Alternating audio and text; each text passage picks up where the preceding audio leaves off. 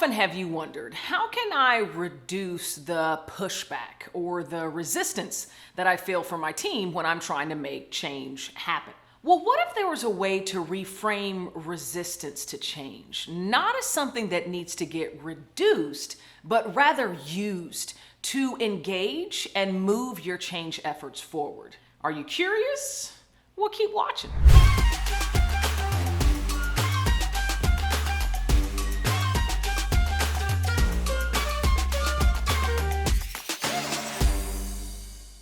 By the end of this video, you're gonna have a new way to frame resistance to change, as well as 3 tips that's gonna help you to inspire and empower those individuals feeling that resistance to be able to transform it in a way that's gonna help you move your change efforts forward. Let's dive in. So my work rests at the intersection of change and emotion. We at Change Enthusiasm Global believe that it's at this intersection that your growth potential is determined. What happens when you're going through change, feeling that emotion? What do you do when that fear strikes, that anger hits, the anxiety, the enthusiasm, and the hope? What you do, what happens at that intersection determines how much potential you have to evolve, to grow, and to learn. And because of the nature of this work, I am constantly asked about resistance. It's probably one of the most common questions that I get during Q&A sessions, as well as when we're building leadership capability within our client organizations. And it's always framed in a way of how can we overcome it? How can we reduce it? How can we avoid it? Circumvent even experiencing it ever in the organization? Well, because of that, I've actually been giving this a lot of thought. And I've been thinking of a different way of framing resistance to change. What if resistance wasn't necessarily a bad thing? Okay, just bear with me for a second. So resistance is actually energy, right? It's just energy that's moving in the opposite direction of where you want your team or your organization to go, moving through change, creating that friction and even stalling your change efforts. So it's not necessarily about reducing the resistance or that energy, because ultimately we need energy to move our change efforts forward. It's really about inspiring and empowering a redirection of that energy, such that it's moving in the direction of the change effort as opposed to against it. What if resistance invited you into an opportunity to connect authentically with another, to get curious about what their resistance might be rooted in, and then explore ways to redirect that energy towards the direction you want to take the organization within that change effort? So with that paradigm in mind, let's think about 3 tips that's going to help you do just that, to inspire and empower those to redirect, not reduce, that resistance energy. The first tip is to accept that resistance creates opportunity to connect. When you can look at someone that's exhibiting resistance to a change effort as someone with whom you can authentically connect with, that you can learn more about, that you can get curious about what lights them up, what fuels them, what drives them forward, it will inspire you to want to reach out to this individual to do just that, to learn more, as opposed to avoiding them, as opposed to rolling your eyes when you're hearing them speak in meetings, as opposed to getting infuriated by this person because you see them as a brick wall, as a block to moving your change efforts forward. So when you can have that perspective, when you look at these individuals through that lens, that's going to be the first step in actually engaging and what's driving that energy moving against your change efforts.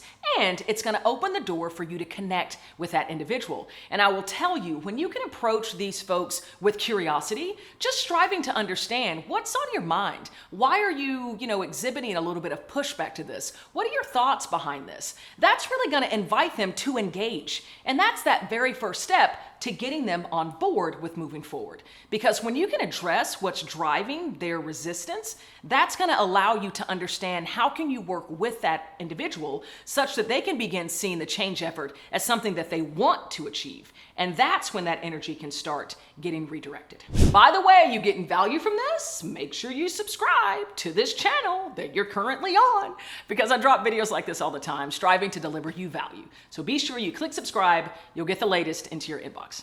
All right, let's get back into it. Tip number 2, get curious. Get curious about what would need to be true to make them want to redirect their energy towards the direction of where the change is going, as opposed to standing still or wanting to move the change backwards. What's really driving that energy? Is it fear-based? Is it anxiety-based? Is it fatigue? Is it a disbelief in the change actually doing what you're saying it's going to do? Now look, I recognize that getting curious, having these often difficult and uncomfortable conversations takes a lot of your energy. And it can be very draining and taxing. And that's energy that some days you feel like you just don't have it to expend. But when you can take the time, when you can actually be intentional about exerting this energy, there is so much to discover. There are ways to understand and then let that individual know that perhaps their fear or their anxiety is rooted in perception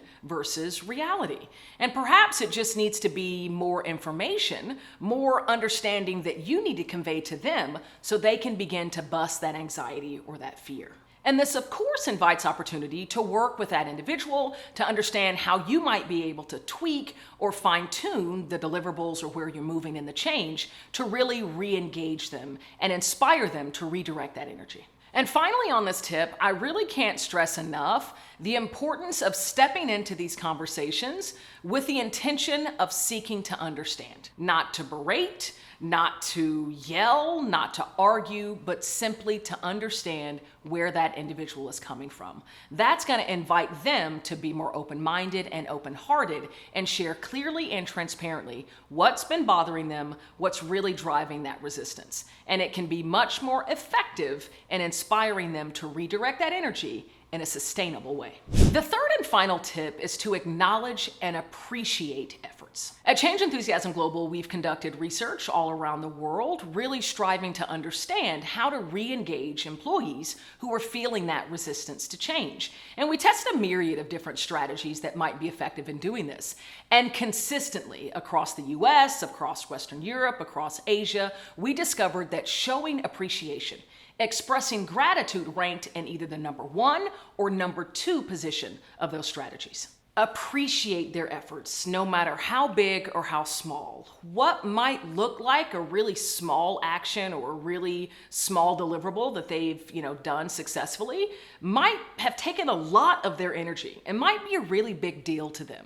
So make sure that you're acknowledging that and that you're showing appreciation. And a little bit of nuance here. So not only do you need to express your gratitude, verbally saying thank you, or maybe it's an email message, maybe it's some kind of thank you system that you have as a part of your company or your organization, but also showing that individual how much you appreciate them, whether that be a kind gesture, whether that be taking them out to lunch or to dinner, but somehow showing that level of gratitude and appreciation as opposed to just saying it. And of course, there's great power, depending on who the individual is, to understand how do they like to receive gratitude. So make sure you're staying in tune with that. And by the way, there's a lot of videos that I've created on this channel that's very similar in this content. So make sure you have a browse because there's a lot of topics around showing appreciation. So with that, hopefully you got value from this, because I do want to offer you something for free, especially as we think about engaging employees that might be feeling that resistant energy. So I actually want to gift you a free snippet of a Keynote recording that I delivered to an organization